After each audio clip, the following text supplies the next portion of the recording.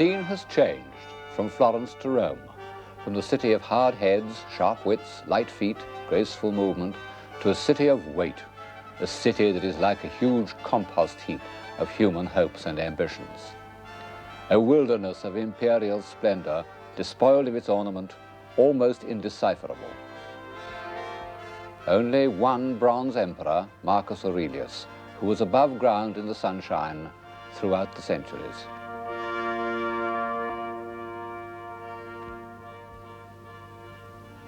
And as you see, the scale has changed.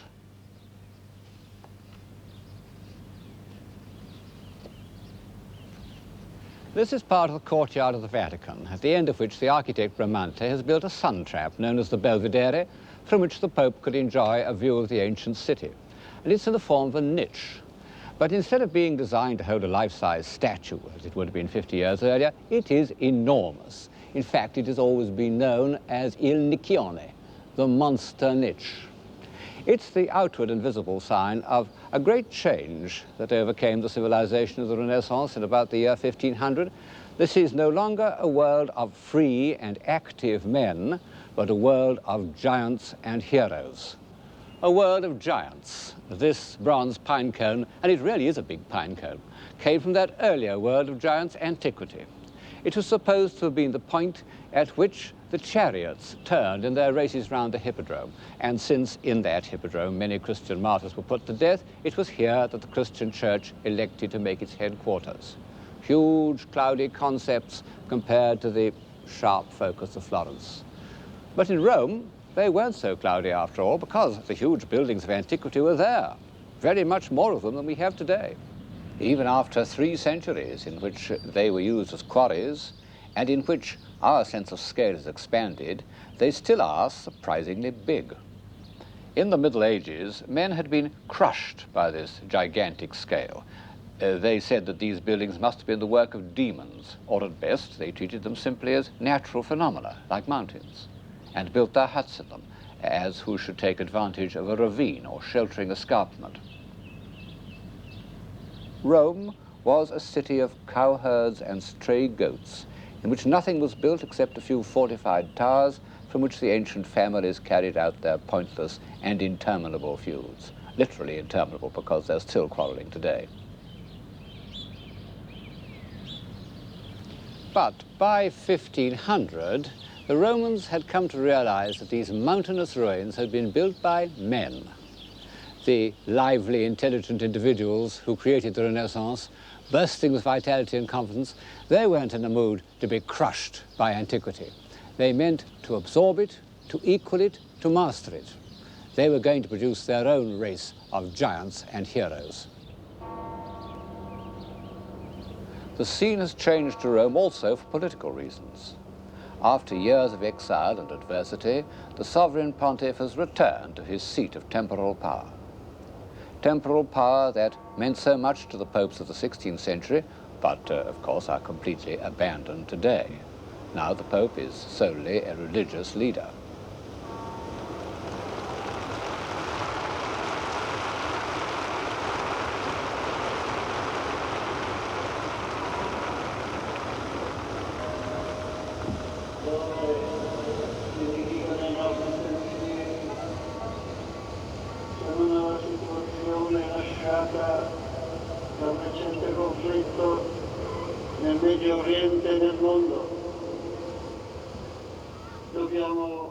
In what is commonly described as the decadence of the papacy, the popes were unusually able men who used their international contacts, their great civil service, their increasing wealth in the interests of civilization. And even Sixtus IV, who was as brutal and cunning as he looks, founded the Vatican Library and made the great humanist Plotina its first prefect.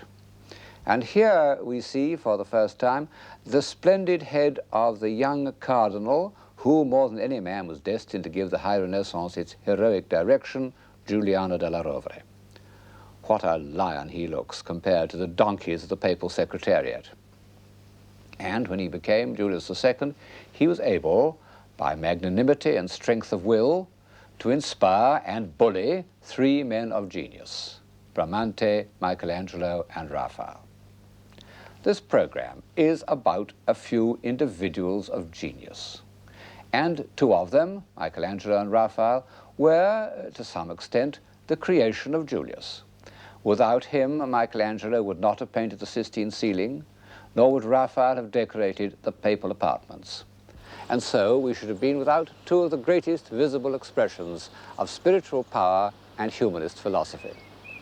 Well, this splendidly over life-size character conceived a project so audacious, so extravagant, that to this day, the very thought of it makes me feel slightly jumpy.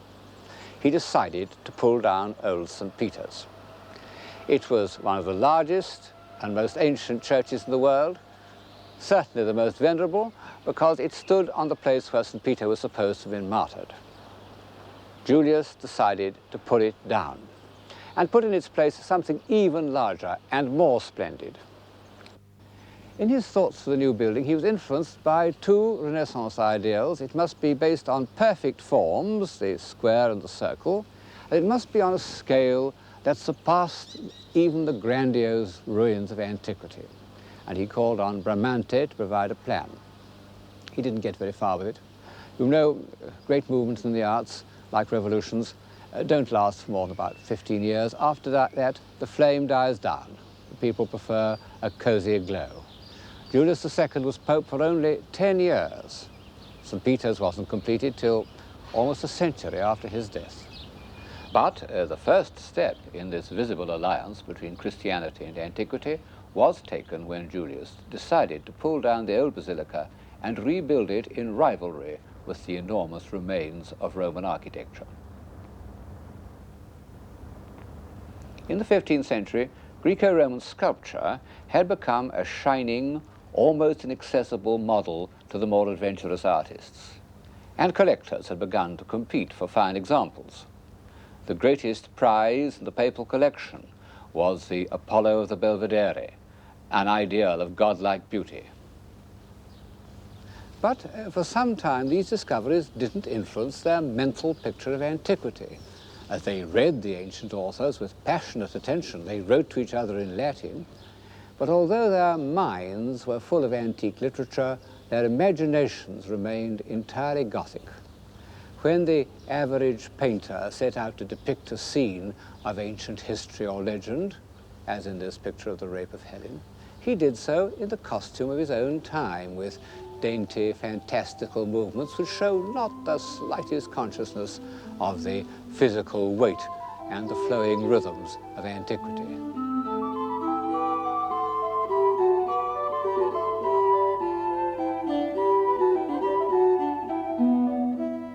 Well, these are not ancient Greeks, but 15th century Florentines. And the funny thing is that the humanists, who took such trouble about the text of an author like Livy, accepted a picture like this of the death of Julius Caesar as a correct representation of the event. And as long as there was this rather comical discrepancy between the written word and the image, antiquity couldn't exert its humanizing power on the imagination. I suppose that the first occasion in which the dream of antiquity is given a more or less accurate visible form is the series of decorations representing the triumph of Caesar, done for the court of Mantua by Mantegna in about 1480.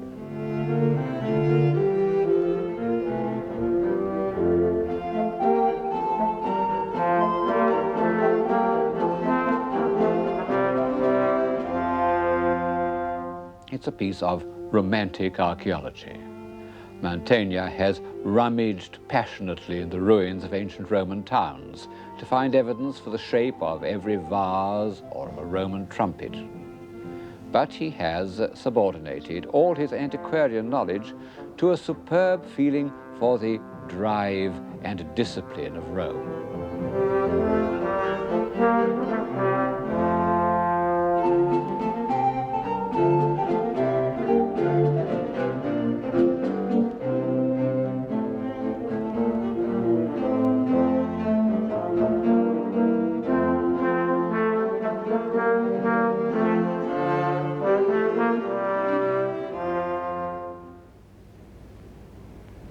I said that the gigantic and the heroic spirit of the High Renaissance belongs to Rome, and it's true.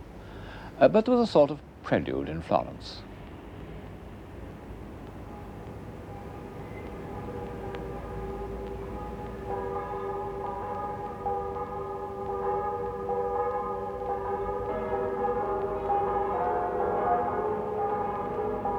The Medici, who had been the rulers of Florence for the last 60 years, had been kicked out in 1494, and the Florentines had established a republic.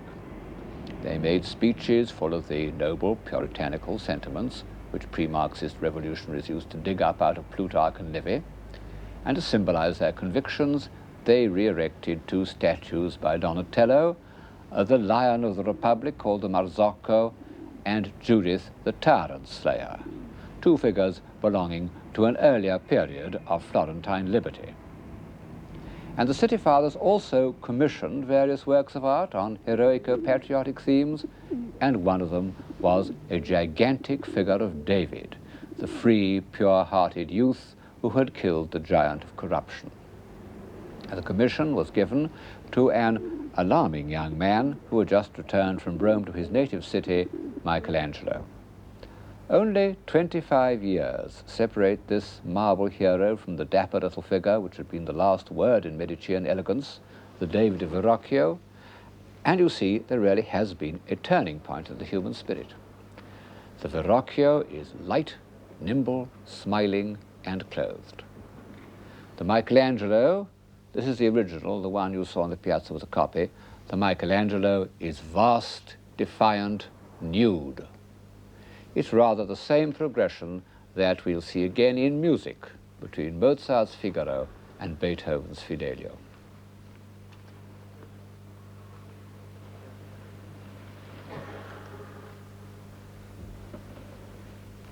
What a man. Everyone who met Michelangelo recognized that he had an unequaled power of mind and skill of hand. Even as a boy, his spiritual energy terrified people. Personally, I believe that this small figure, which he carved in Bologna when he was under 20, is a self-portrait. And it shows that he never changed, except that he grew sadder like the rest of us. It has the indignant singleness of purpose that alarms ordinary accommodating citizens. And in a way, his art never changed. This relief of a battle is certainly one of his earliest works, and already one sees the same expressive poses that reappear on the Sistine ceiling, even in the Last Judgment. It's inspired by a Greco-Roman relief. Antique art was always to Michelangelo a kind of quarry from which he dug out his ideas of form. But of course, it's still rather a rough version of antiquity, and when he went to Rome, he was able to make much more finished versions of antique sculpture, some that were actually passed off as originals.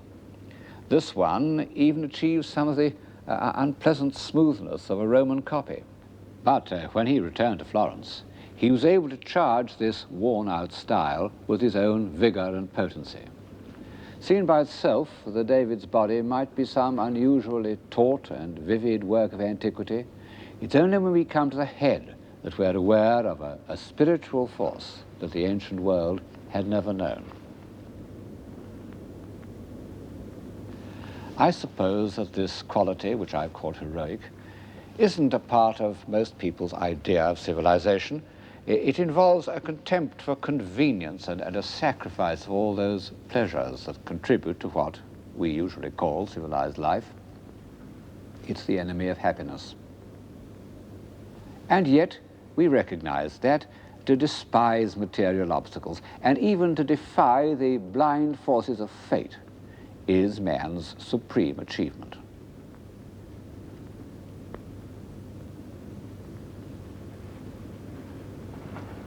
And after all, we see that he's expressed this by the body no less than by the head, by this living cage of ribs, by those tense architectural muscles of the pelvis.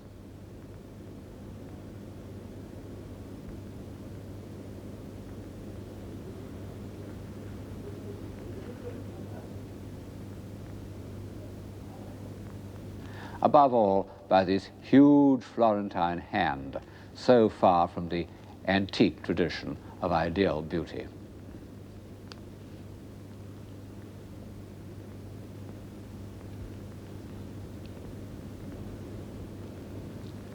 And since, in the end, civilization depends on man extending his powers of mind and spirit to the utmost, we must reckon the appearance of Michelangelo's David as one of the great events in the history of Western man.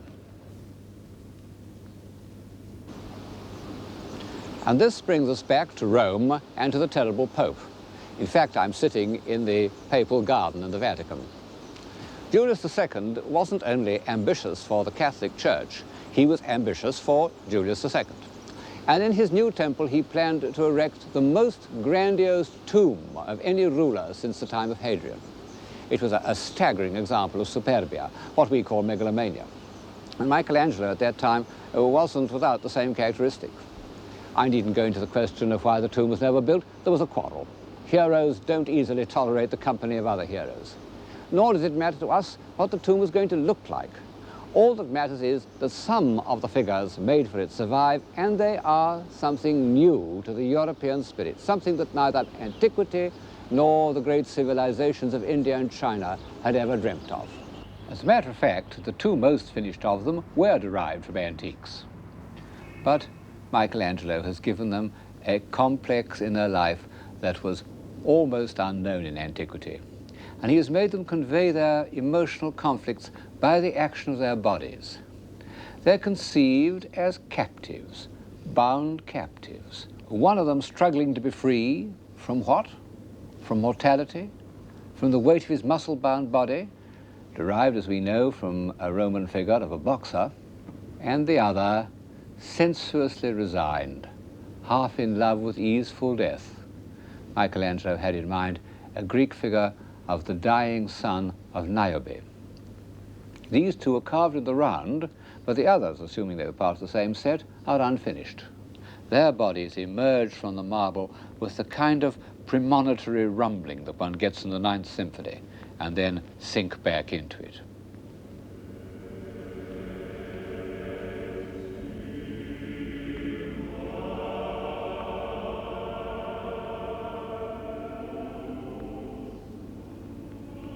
To some extent, the rough marble is like shadow in a Rembrandt, a means of concentrating on the parts that are felt most intensely. But it also seems to imprison the figures. In fact, they're always known as the prisoners, although there's no sign of bonds or shackles.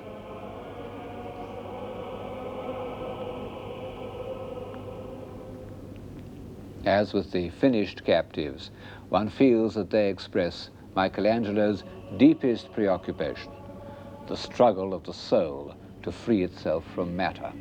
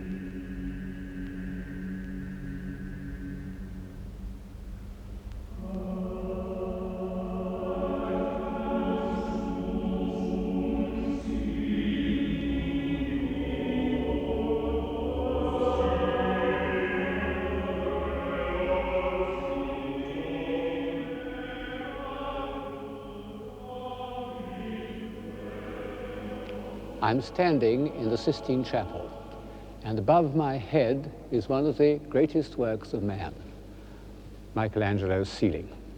People sometimes wonder why the Italian Renaissance didn't make more of a contribution to philosophy. The answer is that the most profound thought at the time wasn't expressed in language, but in painting, just as in the early 18th century it was expressed through music. And of this truism, the chief example is Michelangelo's ceiling. We owe it to Julius II. Ever since Michelangelo's earliest biography, the Pope has been blamed for diverting his energies from the tomb on which he'd set his heart and putting him to work on the painting of the Sistine ceiling. It was even said to be a plot devised by his enemies. Well, I think it was a stroke of inspiration. The original project of the tomb included almost 40 marble figures, over life size. How could Michelangelo ever have done it? It's true that he carved marble faster than any mason, but even with his heroic energy, the tomb would have taken him 20 years, during which time his mind was changing and developing. And the very fact that in the ceiling he decided to depict scenes, not simply to concentrate on single figures, allowed him a range of experience which would hardly have been possible in the more concentrated medium of sculpture. Look at this woman holding her child in front of her, and these piled up men looking across the flooded landscape. And this wretched woman lying there in misery, abandoned.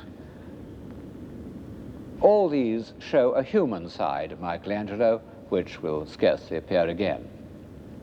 The ceiling also allowed him to express his thoughts about the divine plan. But were they his thoughts? You know, in most philosophical paintings of the Renaissance, the ideas were suggested by poets and theologians.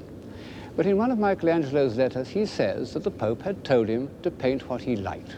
So I suppose that the subject of the ceiling was largely his own idea. And perhaps this is one of the reasons why it's so difficult to interpret. It's an extremely complex work. Viewed from the ground, there's an acute physical difficulty in concentrating long enough to relate the scenes and the individual figures to each other. Some scenes are clear, the contrast between the confident, sensual twist of Eve's body before the fall and the huddled, desperate animal after. As for the general scheme, I think at least one thing is certain. The Sistine ceiling passionately asserts the unity of man's body, mind, and spirit.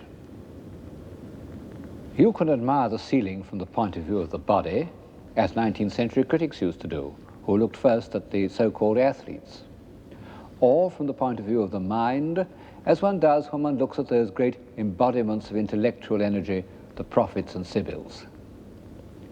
But when one looks at the sequence of stories from Genesis, I think one feels that Michelangelo was chiefly concerned with the spirit. As narrative, they begin with the creation and end with the drunkenness of Noah. But Michelangelo compels us to read them in reverse order, and indeed they were painted in the reverse order. Over our head as we enter the chapel is the figure of Noah, where the body has taken complete possession. At the other end, over the altar, is the Almighty dividing light from darkness, in which the body is being completely transformed into a symbol of the spirit, and even the head, with its too evident human associations, has become indistinct. In between these scenes comes the central episode, the creation of man. It's one of those rare works which are both supremely great and wholly accessible, even to those who don't normally respond to works of art. Its meaning is clear and impressive at first sight, and yet the longer one knows it, the deeper it strikes. Man, with a body of unprecedented splendor, is reclining on the ground in the pose of all those river gods and wine gods of the ancient world who belonged to the earth and did not aspire to leave it. He stretches out his hand so that it almost touches the hand of God, and an electric charge seems to pass between their fingers. Out of this glorious physical specimen, God has created a human soul. Behind the Almighty, in the crook of his arm, is the figure of Eve, already in the Creator's thoughts, and already one feels a potential source of trouble. It's possible, I think, to interpret the whole of the Sistine ceiling as a poem on the subject of creation, that godlike gift which so much occupied the thoughts of Renaissance man. After God has brought Adam to life, come those scenes of the Almighty in the act of creation, which form a sort of crescendo. The movement accelerates from one scene to the next. First of all, God dividing the waters from the earth, and the Spirit of God moved upon the face of the waters. I don't know why these words give one such a feeling of peace, but they do. And Michelangelo has conveyed it by a tranquil movement, a gesture of benediction. Then in the next scene, the creation of the sun and moon, he doesn't bless or evoke, but commands, as if dealing with these fiery elements required all his authority and speed. And to the left, he switches off the scene to create the planets.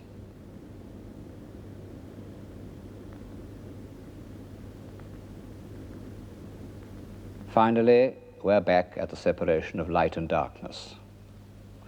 Of the rare attempts of finite man to set down an image of infinite energy, this seems to me the most convincing. One might even say the most realistic, because photographs of the formation of stellar nuclei show very much the same swirling movement. Michelangelo's power of prophetic insight gives one the feeling that he belongs to every epoch, most of all, perhaps, to the epoch of the great Romantics, of which we are still the almost bankrupt heirs. It's the quality that distinguishes him most sharply from his brilliant rival, the second hero of this program, Raphael. Raphael was above all a man of his age. Even in his early work, still painted in the clear, self-contained style of the 15th century, he's begun to absorb and harmonize all that was being felt or thought by the finest spirits of his time. He is the supreme harmonizer. That's why he's out of favor today. One couldn't write a bestseller about Raphael. I suppose one must allow that, as works of art, Raphael's frescoes aren't all that easy to enjoy. Even in the 18th century, when Raphael stood at the summit of an established Olympus, Sir Joshua Reynolds warned young artists not to be disappointed by their first visit to the Stanze, but to go on looking and looking till finally they understood the restrained but perfectly balanced language in which he expresses his ideas. I've tried to follow his advice over the last 40 years, and I promise you, it's been worth the effort. Raphael came from Urbino, where his father was court painter. And it's reasonable to suppose that he was introduced to the papal service by his compatriot, Bramante, who was not only the architect of the new St. Peter's, but seems to have been on relatively intimate terms with Julius II. At the time, Raphael was 27. He'd only once tried his hand at mural painting. He'd shown no evidence at all that he could cope pictorially with great ideas, and yet Julius had the insight to commission this young man to decorate the library and study which was to be the center of the Pope's life, where he was to meditate on theology, decide on action. The decorations must, in some sense, project and harmonize his thoughts. No doubt Raphael had passed much of his boyhood in Urbino in the Paris Library, where paintings of poets and philosophers and theologians were placed above the shelves containing their books. And when he came to decorate what in effect was a branch of the papal library, he determined to carry the same idea further. He would not only portray the figures whose books were on the shelves below, he would relate them to each other and to the whole discipline of which they formed a part. He must have had advice from the learned, cultivated men who made up about a third of the papal curia, but that sublime company wasn't assembled by a committee. It represents human reason. It's always known as the School of Athens, and on the opposite wall is divine reason, known for some reason as the Disputa. On the subsidiary wall, the window wall, is poetic inspiration, Apollo and the Muses, known as the Parnassus. Everything in the groups is thought out. For example, of the two central figures in the School of Athens, Plato, the idealist, is on the left, and he points upwards to divine inspiration. And beyond him, to the left, are the philosophers who appeal to intuition and to the emotions. We recognize Socrates, but many of the others can't be identified. We can be certain only that these noble human beings are passionately engaged in a search for truth.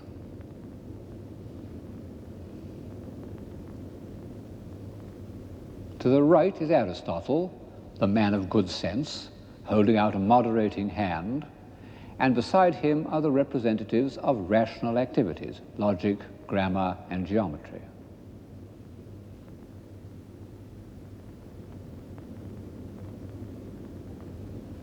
Curiously enough, Raphael has put his own portrait in this group, next to a bearded philosopher who seems to be an ideal portrait of Leonardo da Vinci, perhaps intended to represent Pythagoras. And below them is a group of beautiful young men looking over the shoulder of a bald-headed geometer, Euclid, I suppose. He is certainly a portrait of Bramante, and it's fitting that he should be there because the noble piece of architecture in which these representatives of human reason are assembled must, I think, represent Bramante's dream of the new St. Peter's. Raphael himself was later to become an architect, and a very fine architect. But in 1510, he couldn't possibly have conceived a building like this, one of the most life-enhancing effects of space in art. It may have been designed by Bramante, but Raphael has made it his own. Like all great artists, he was a borrower. But he absorbed his borrowings more than most. One has a vague feeling that these figures are inspired by Hellenistic sculpture. I suppose that's one of the things that makes him distasteful to us. But every figure in this picture is pure Raphael, or every figure but one. This morose philosopher does not occur in the drawing, the full-size drawing for the fresco, which by a miracle has survived. We can see where he comes from, the Sistine ceiling. Michelangelo wouldn't let anyone in there while he was at work, but Bramante had the key. And one day, when Michelangelo was away, he took Raphael in with him. Who cares? The great artist takes what he needs.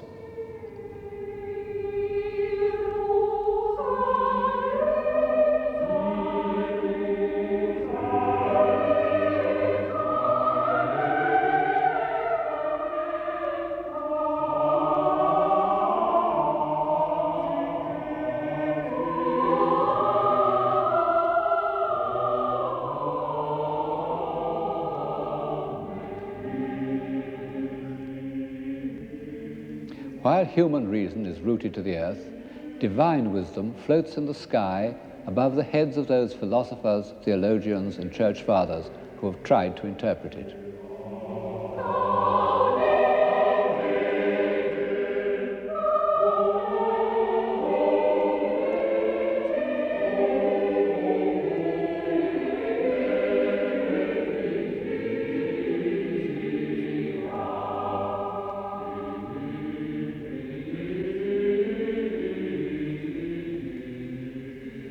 For all these figures, Raphael made studies which are models of the academic style of drawing.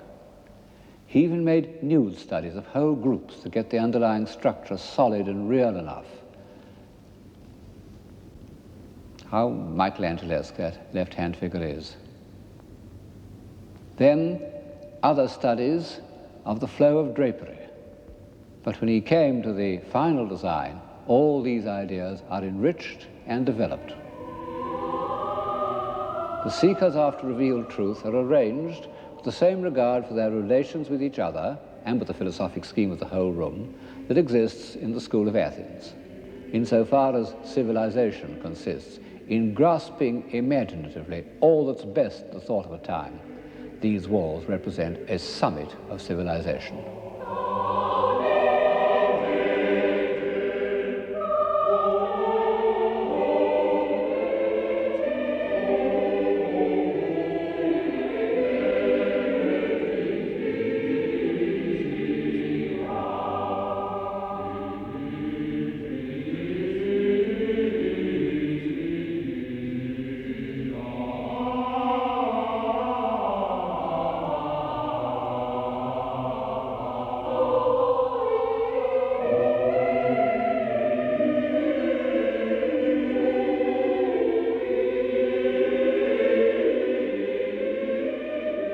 If only we feel Raphael had more often allowed himself this vein of sensuous poetry, which in its way is quite as civilizing as his intellectual abstractions. Michelangelo took no interest in the opposite sex.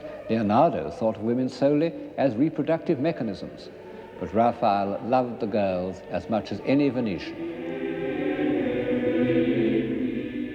Soon after this portrait was painted, Julius II died, and his successor, Leo X, doesn't look at all like a hero. I suppose Raphael tried to make this portrait as flattering as possible, But what a contrast to the old warrior. Raphael remained on in the papal service and was asked to do everything from the rebuilding of St. Peter's to the decoration of a very pagan bathroom for Cardinal Bibbiena.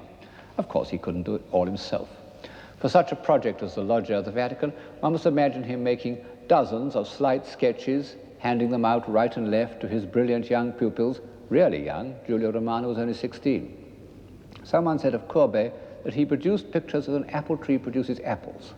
The same is true of Raphael, except that his apples were fruits of the imagination and sometimes achieved such grace and finality that they stamped themselves in the European mind for 300 years. However, one of the commissions of this period had a more questionable influence. This was a series of designs for the tapestries which were to be hung in the Sistine Chapel.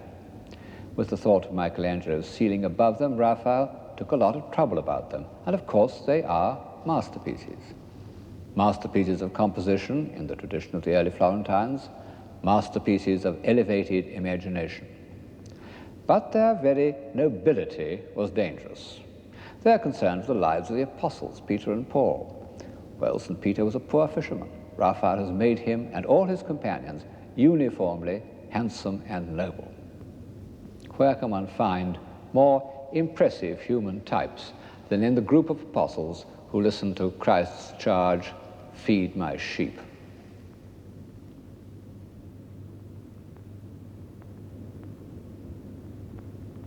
It may be good for us to leave our daily chores and move in high company for a short time, but this convention by which the events in biblical or secular history could be enacted only by magnificent physical specimens, handsome and well-groomed, went on for too long, till the middle of the 19th century, in fact. Only a very few artists, perhaps only Caravaggio and Rembrandt in the first rank, were independent enough to stand against it. And I think that the convention, which was an element in the so-called grand manner, became a deadening influence on the European mind. It deadened our sense of truth, even our sense of moral responsibility, and led, as we see in modern art, to a hideous reaction. In the autumn of 1513, soon after the death of Julius, there arrived in the Belvedere, almost exactly where I am now, one more giant, Leonardo da Vinci. Historians used to speak of him as a typical Renaissance man, a kind of successor to Alberti. Well, that's a mistake. In fact, he belongs to no epoch. He fits into no category. And the more you know about him, the more utterly mysterious he becomes. Of course, he had certain Renaissance characteristics. He loved beauty and graceful movement. He shared, or even anticipated, the megalomania of the early 16th century. The horse that he modeled as a memorial to Francesco Sforza was 26 feet high. He made schemes for diverting the river Arno that even modern technology couldn't accomplish. And then, of course, he had, to a supreme degree, the gift of his time for recording and condensing whatever took his eye. But all these gifts were dominated by one ruling passion, which was not a Renaissance characteristic: curiosity.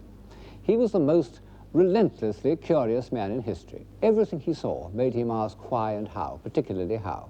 And he's left his answers in thousands of sheets of paper and scores of notebooks. I've got in my hands the facsimile of one of these, manuscript B. It deals with practical problems, mill wheels, toothed wheels, ratchets, architecture, a tower for the ducal palace in Milan, the Castello Sforzesco, a church in the style of his friend Bramante. Leonardo was obsessed with the idea of putting a round dome onto a square base, and a stable for the Duke of Milan's famous horses. Very grand stable, the hayloft above, the feeding bars on either side, and a drainage system down the middle.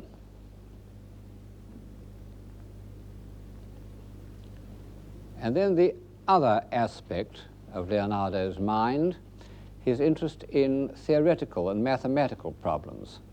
This you see in a manuscript called Manuscript A, where he's studying the light falling, the action of light falling on a sphere, and the interruption of light forming this continuous modeling.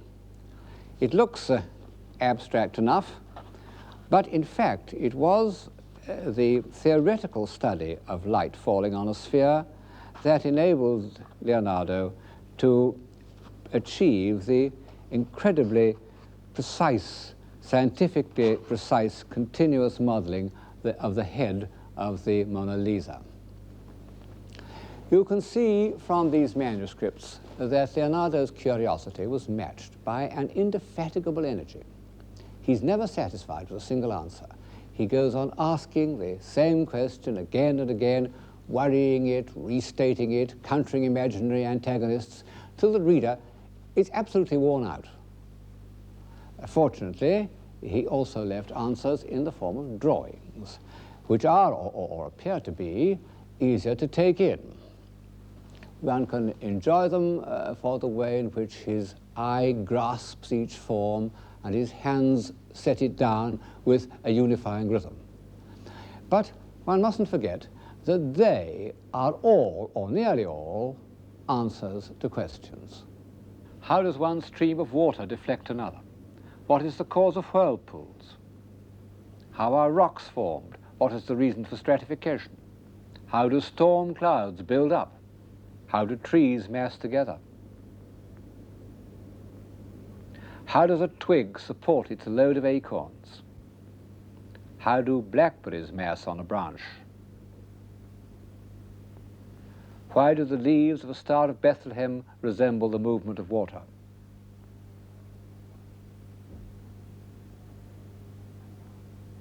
What is the structure of a bird's wing?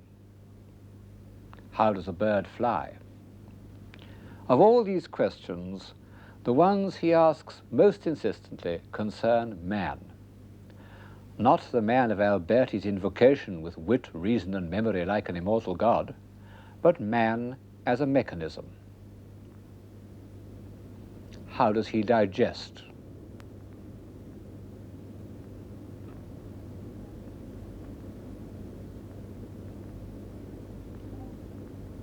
How does the heart pump blood?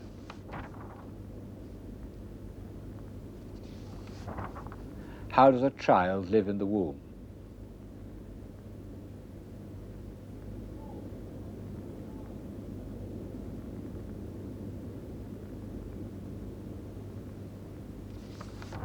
How does he speak? Is it by using his throat muscles or his tongue? And finally, why does he die of old age?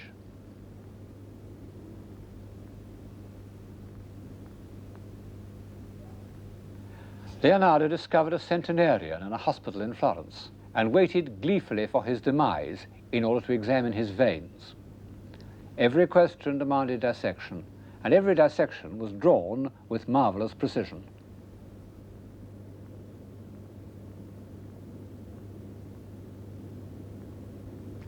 And at the end, what does he find? That man, although remarkable as a mechanism, is not at all like an immortal god. He's not only cruel and superstitious, but feeble. If Michelangelo's defiance of fate was heroic, there is something almost more magnificent in the way that Leonardo, that great hero of the intellect, confronts the inexplicable, ungovernable forces of nature. And it was in Rome, in the very year that Raphael was celebrating the godlike human intellect, that Leonardo used his scientific knowledge of the movement of water to express his feelings of human insignificance. The painstaking way in which he depicts these disasters shows a strange mixture of relish and tragic indignation. On the one hand, he is the patient observer of hydrodynamics. On the other hand, he is King Lear defying the deluge. Blow winds and crack your cheeks, rage blow, you cataracts and hurricanos, spout till you have drenched our steeples, drown the cocks. We are used to catastrophes. We see them every day on film and television. They contribute to our pessimism. But coming from a perfectly endowed man of the Renaissance, these extraordinary drawings of the world destroyed by flood are prophetic.